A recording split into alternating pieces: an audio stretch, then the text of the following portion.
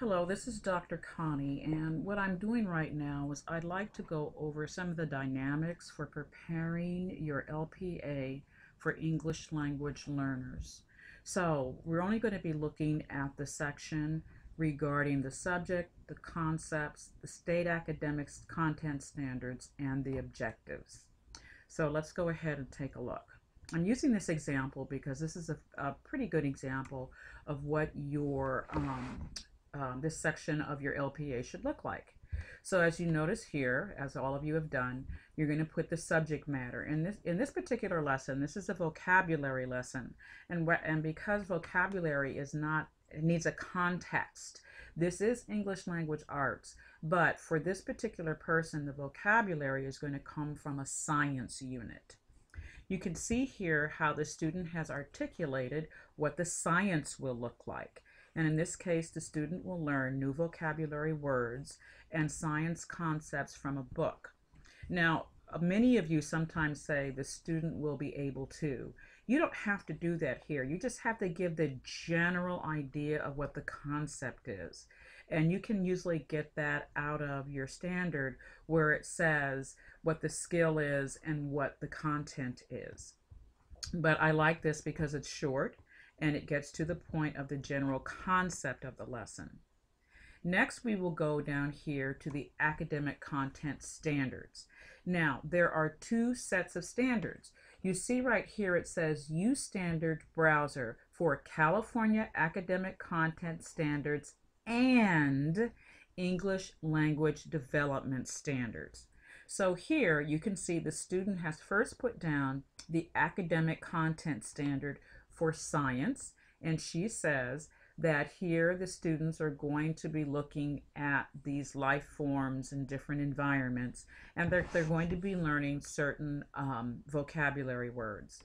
Then she looks at the grade 3 English language art standards that says that the students will be using vocabulary words from science in sentences and in context so that the meaning is known. Okay? Then she gets down here, and this is what most of you forget to do. She is looking at the California English Language Development Standards.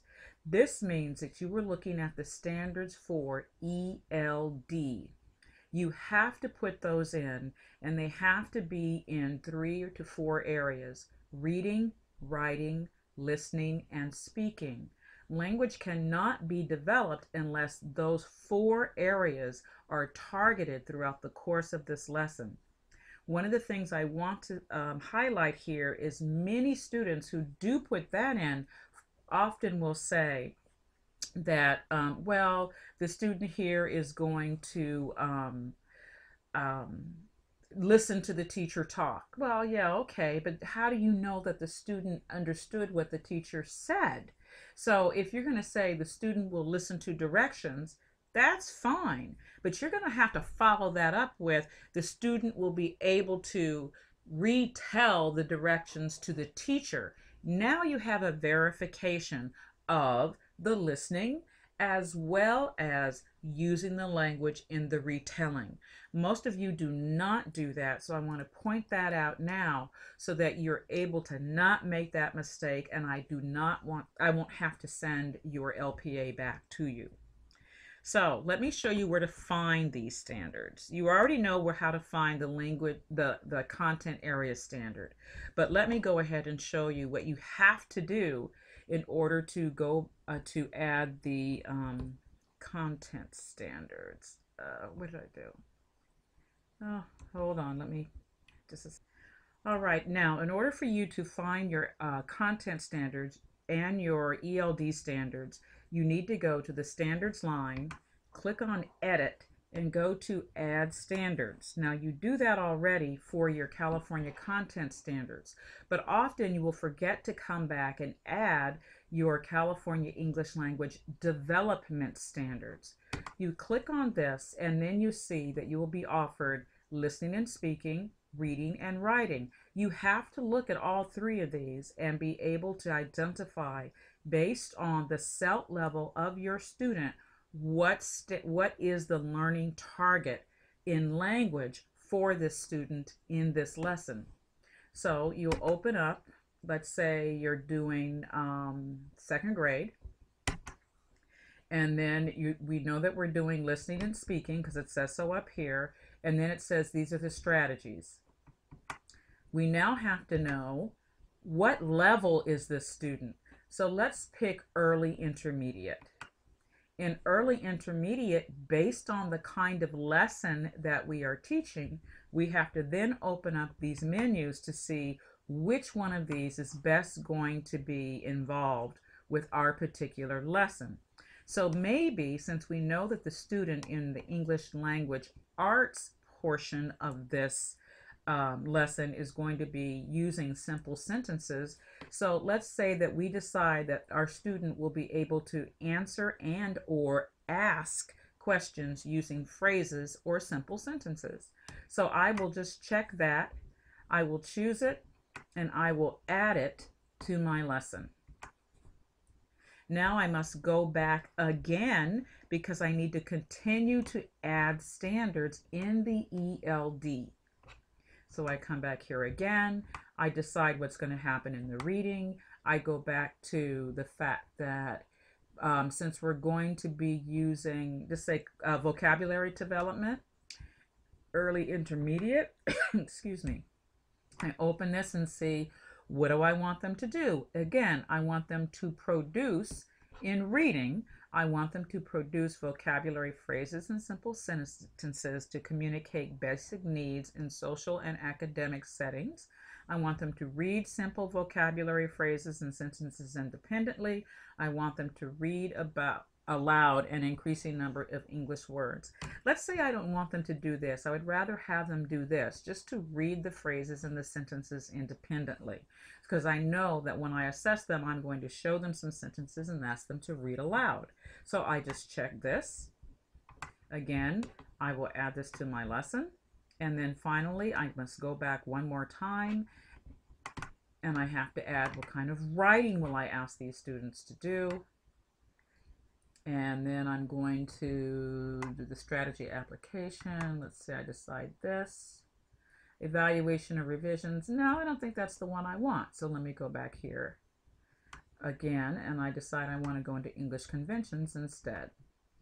And I want, since the students are going to be dealing with simple sentences, let's say I decide that I want them to do capitalization because that's what we're targeting right now. So I will say that I want them to be able to capitalize sentences and proper nouns. So now I have my English language development standards.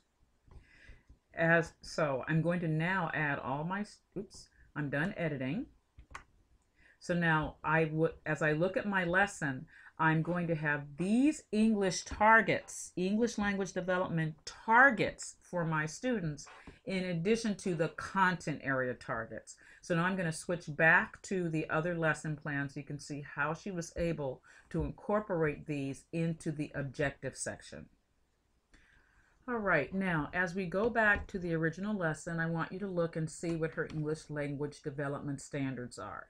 They're going to listen attentively to more complex stories and information on new topics. Her student is early advanced ELD. So then down here for her reading conventions, she's going to have them use common root words or affix. She's going to have them use a standard dictionary. She can have them decode using decoding skills. So these are the areas that one would find for increasing language for between 3rd to 5th graders in early advanced ELD. Now let's look and see how she used these for her objectives. This is her content objectives. Using context clues from the book Going Home, The Mysterious Animal Migration, as well as a dictionary if necessary, the student will be able to identify the meaning of the following vocabulary words. And here she provides the vocabulary words. You can see them all here. I'm not going to read them to you. But then she says, using a colored pencil and a world map handout, the student will be able to illustrate the routes of certain animals. Here is the science part. This is the science language arts part. using contextual clues from a book, that's language arts. In the application of science, the students are going to be able to do this with these vocabulary words. For now, her ELD students, look and see how she has phrased this. In reading, using laminated word cards, the student will be able to read, identify, and or point to at least 10 out of the 12 vocabulary words introduced in this lesson. Using pencil and paper, the student will write at least 10 out of 12 vocabulary words with correct spelling, as well as write 2 complete sentences describing one of the animals from the book and using at least 1 vocabulary word.